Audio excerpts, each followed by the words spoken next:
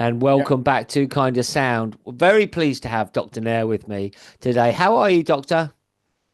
I'm fine. It was a busy day, sunny in Market Rasen in Lincolnshire, so I can't complain. Wonderful, absolutely. Well, we are very pleased to have you along on KindaSound and excited to hear that you are going to be at the Missing Sock in Cambridge. So tell us a little bit about that. Yes, because it is as part of my, because basically I'm an Ayurveda practitioner. Ayurveda is one of the very oldest medical system. Which is a very complete healing system. So, as part of, I have a clinic in Lincolnshire. So I do quite a lot of community engagement with healthy living, Ayurveda based living, and things like that. So my Cambridge event is as part of the community outreaching program, where I see people, I introduce what Ayurveda is and how Ayurveda can help you to manage your health, which is very basically, very fundamentally, that is what I'm going to do in Cambridge. I'm excited. I'm looking forward to it. That's wonderful. Well, thank you so much for being there for the community. It certainly is very important, and that's on Wednesday, the 25th, I believe, Yes. of Yes. June. Yeah. Absolutely, from I think three o'clock, and that's at the KindaSock, Cambridge. And if you need to find where that is, kindasock.org has got the map and the directions there. So let's just back up a little bit. Tell us a little bit about your background in Ayurveda. Yeah. Basically, yeah, I come from India. Originally, I come from India, south of India, where a place called Kerala in the southwest coast of Indian Peninsula, where Kerala is very popular, known for many things, spices. That is one of the spice land of India, Yes. and the spices go from there everywhere in the world. And also, it is a home for Ayurveda. Mm. Ayurveda has, developed, and flourished there in Kerala long ago, long back years and millennia ago. Mm. So I come from a family of Ayurveda physicians for many generations. I could say that, so I am the fifth generation in a family Wow. of, it's a tradition going on. So that is what my upbringing basically. So I was born with it, I lived with it, and that is a kind of upbringing of an Ayurveda family. So, and then I have many qualifications. I am registered with uh, complementary medical associations. I have several degrees and, therapies and consultations and all sort of things. So, and also I was an academic in, I was a senior lecturer at the University of Lincoln. So that's the reason for me coming to Lincoln, basically. So after 2 years ago, I did a voluntary retirement from my academic life, and I'm more interested into the healing. And because this is the particularly the time we are living, this time need a lot of thinking about healing and doing about healing because we need them because of the lifestyle and things like that. So I'm completely enjoying what I am doing now, and because my knowledge is ancestral, handed down from generations to generations, so it is very effective and powerful. Yes, absolutely. Well, I've spent a lot of time in India myself, and we had some very happy time in Kerala. Right. Yes, very beautiful. And um, we lived in Goa for a while, and there was a fantastic masseuse called Ravi, and he was a practitioner of the massage for 23 years, Mhm. and his massage was incredible. Mm. Just absolutely amazing, and we got to learn about more about the herbs and about also how the preparations are made. and the Yeah. integrated system as Yeah. well. That seems to make so much sense. Could you just talk a little bit more about the system, about the Ayurvedic system? Yeah, why not? Ayurveda is basically, as you said, is an integrated system. It's an integrative system because it is not simply looking at the symptoms of ailments in the body and treating those symptoms, but basically it goes beyond to the symptoms into the root of it. What Yes. causes a particular ailment? According to Ayurveda, there are three energies, life forces, I would say. In Sanskrit, it is called doshas. Doshas means the imbalance. So these three life forces or energies, we can say that vata means vata, vata means the arthritic, and pitta means the metabolic, and kapha means the mucus. So these are the three bioenergies in the body.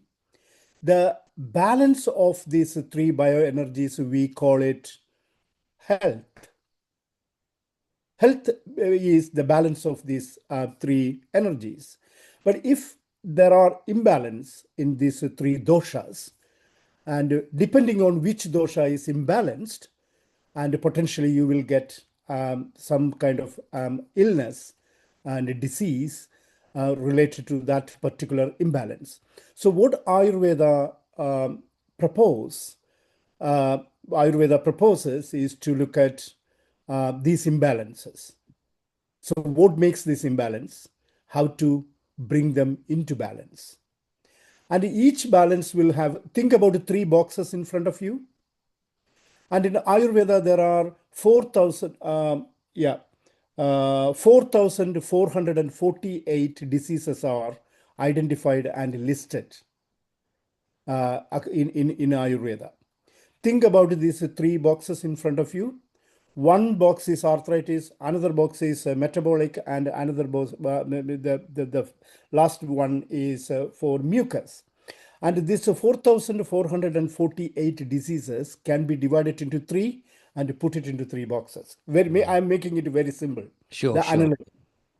And when I find someone, so with a imbalance of vata and pitta, which means the arthritic and metabolic, it's very easy for a qualified Ayurveda practitioner to identify what potential health conditions we are looking at. So this is the way it is. And Wonderful. Ayurveda also promotes prevention rather than getting it and then going for the treatment. So it's a preventative medicine, and it's also have some very very powerful herbs that heals, even if that disease is almost manifested in the body.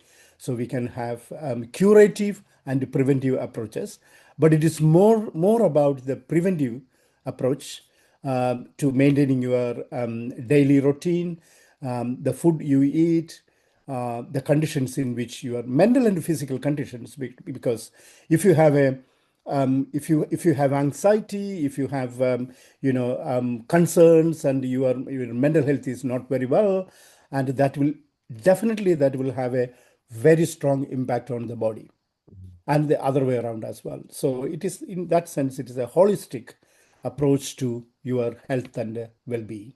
Yes, and as Gandhi said, there is nothing as powerful as an idea whose time has come. And it Yeah, seems to me that practices such as this are coming to the forefront again in people's consciousness, just yeah, as you are spreading your work, and as we are communicating about it here on KindaSound. It seems yeah. to make a lot of sense to me.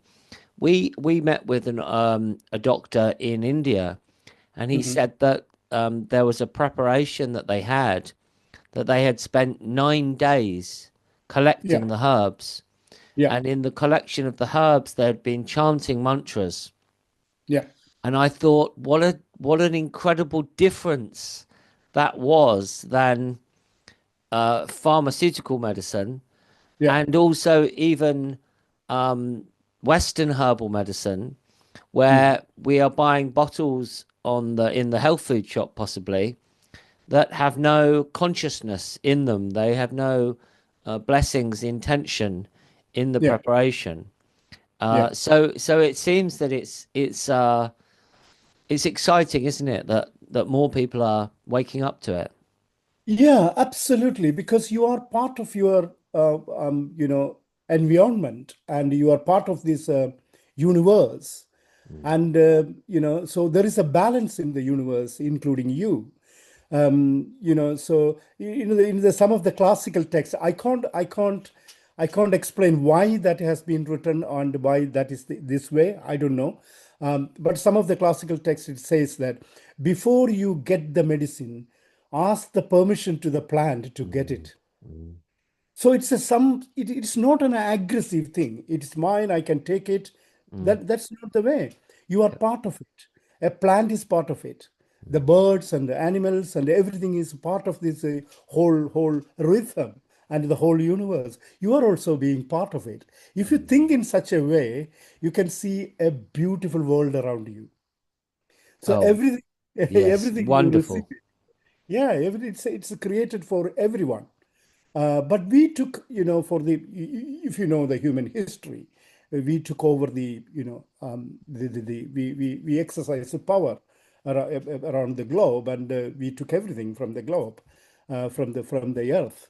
But it is for birds and animals and plants Mm, and everything. So this is the world view that Ayurveda is offering. What I have been doing for the last few years is you know, educating people. So there is something called Ayurveda. It is not simply about a medical system. mm. It is, of course, a medical system, but basically it will give you a wonderful world view in which you can live happily. So that is what, and also I promote self healing. So what I'm doing in Cambridge is the power of I'm teaching the power of prana healing. Yes. So the prana, the breath has a lot of functions in the body. The speaking is part of the language, the expression of language, your emotions, your digestive system. Everything is, supported by the, breathing system. Mm, So, in according to Ayurveda, there are five functions. 10 functions are there. Five functions are very much, physical and visible, and the rest of the five functions are very subtle to understand. So, I'm going to speak about this, how these five functions in the body. So digestive system, the breathing system, the functioning of the heart, beating of the, pumping of the blood in the heart, the function of the heart, your cognitive system, how they are connected to the different functions of the breath. And if you can breathe properly, and if you can maintain strengthening your breath, in a way, you are working with your whole organism, whole, you know, mechanics of the body. So this is what I'm going to speak. It is not simply a talk.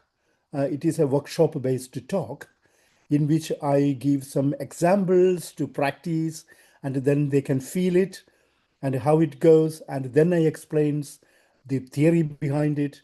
So it's all aimed at delivering a program by which each individual can maintain their own health, practice their own well-being. wonderful. And I think that again, it's another idea, another practice that has really come into the forefront now, um, of the practice of breathing techniques of pranayam to for all over health, for physical well-being and mental peace, and also for spiritual awakening.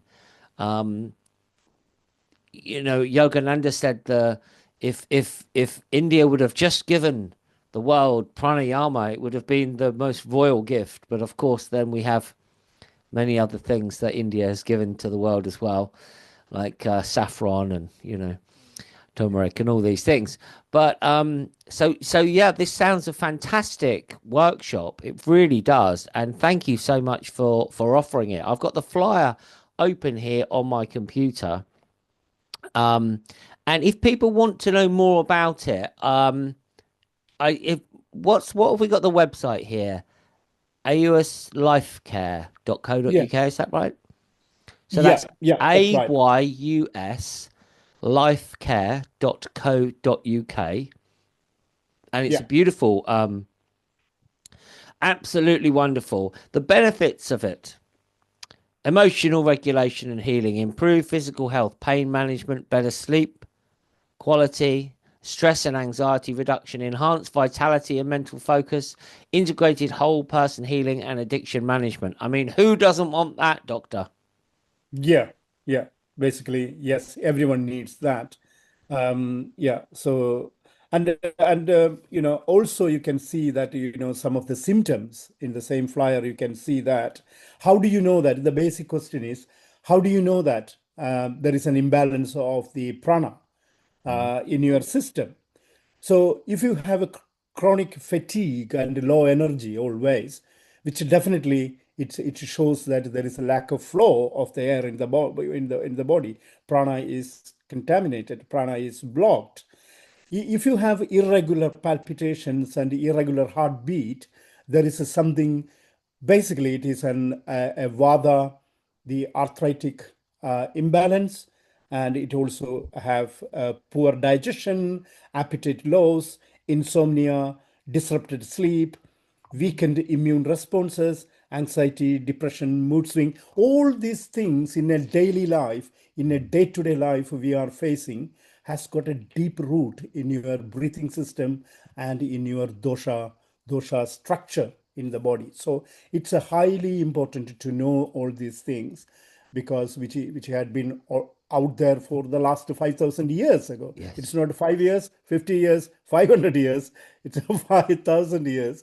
It had yes, been a practice, a mainstream practice in India, and across the world, people are benefiting from that. yes, yes. So It is an interesting story, isn't it? With the with the British Empire, and when they saw the schools and the practices and their knowledge at the time, they dismissed it and thought, "Oh, this is ridiculous that there is, there's knowledge, there's healing in these plants and whatever." And at one time banned the schools of mhm. Ayurvedic medicine. And now, fascinatingly, the BBC Yeah, are making television programs about the benefits of these practices. So yeah, we've gone full circle from yeah, 150 years ago when they banned it.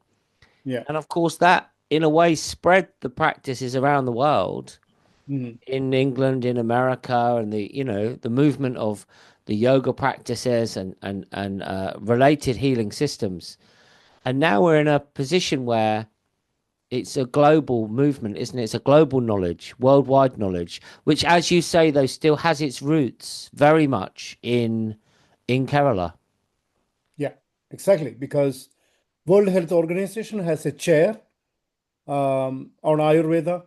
As you said, Ayurveda is a global knowledge now, and it is coming back. We completed the full circle.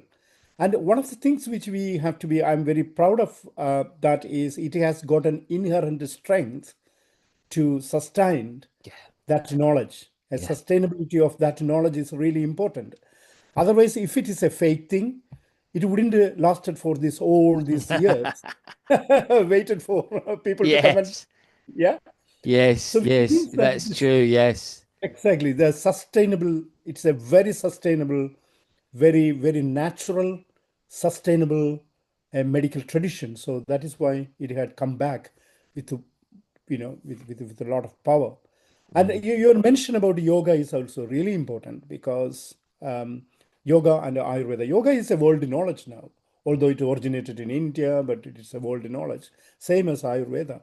So it's a world knowledge. So we have to access that. Even in Ayurveda, it is not, it says that it is for the entire humanity. Mm. So, regardless of the language you speak, regardless of the region in which you live, the human bodies have identified as three qualities. Yeah. You, me, and another person has the same quality. So, Yeah. it's for humanity. Yes. So, we should celebrate this, the knowledge of the humanity. So, Yes, we definitely are celebrating it. And at the fantastic kind of sock, just outside of Cambridge, plenty of parking there. Dr. Nair is very kindly offering this Prana healing workshop, which is going to be absolutely fantastic. It's the Wednesday, the 25th of June, from 3 till 6. But if you are listening to this and you've missed it, then just go to the website there, auslifecare.co.uk, and look for other offerings from Dr. Nair in the region and elsewhere, I could say, all around. I met you a few times at the Chris Cousins Life Arts events yes, in at the Trinity Park, and you impressed me greatly with your presence, uh, yeah, your your aura, we could say, your energy, and your smile and your kindness. And I filmed a little bit of your talk, and it was wonderful to see that this knowledge was being expressed and shared in an environment like that, where people are very interested. People do want to help they want to have a better health. They want to have more peace in their mind, more calm in their mind, and they want to awaken their soul capacity. yeah. By the way, Life Art event is a wonderful event because I always come there, regularly come there. It's a fantastic, meeting point for people who wanted to therapies and, so to share the knowledge. And it's a therapist and, general public, and it's a wonderful event. So I have great things always to say about Life Art event. Yes, And yes. one of the important things is, what is more important is in this Cambridge event is it's a free event. Anybody wanted to come, they don't have to pay anything. So just come and join with us. Well, that is very kind of you, Doctor. It's very generous of you to do this, and I also think it's very important in these times that people can have access to information that will help to bring them health and well-being, and that they can have access to this information because not everyone can afford to pay for a consultation or a therapy or a treatment, and these are often the people that need it most. So it's very good of you. It's very kind of you to do this, and I think that this is going to be increasing. That people will be offering things for people. We've done many concerts recently, many chanting concerts, and it's free to come to. And for many years, I taught yoga, community yoga, and it was there was a donation pot, but people could just come along because I recognized that many people who needed it, they couldn't afford it, the Yeah, prices that many people were charging. Of course, we all have to live. That's fine too. People need to make money and pay the bills, etc. I have to pay for my electricity for this Zoom call, but we need to help yeah, people, and I think in yeah, helping others, then it's one of the great gifts to this age is karma yoga, the yoga of mhm, service. yeah. So I see that you are really on this, Doctor. So let's just give people the details one more time. It KindaSock Cambridge. It's the 25th. It's Wednesday the 25th from 3 till 6 p.m. And as the doctor says, it's a free event to come to. Donations welcome, but it's very good of you, Doctor, to do it. And also thank you to the Missing Kind charity and the Kind of Sock for hosting the event. And we really do hope it is supported very well. So, Doctor, final words from you. Basically, I'm really looking forward to come to Cambridge and so meet you there. And I'm really excited to share some of my knowledge, which is a very true, basic knowledge, true knowledge about prana healing and how to maintain your, health and well-being. So I'm really looking forward to it. That's my final word. Beautiful, Doctor. Well, I am going to do my best right now to be sharing this out there Yeah. throughout the airwaves and Yeah. getting people along. So, Dr. Nair, thank you so much. Thank you so much for your time and, so airing this message. Thank you very much. Thank you.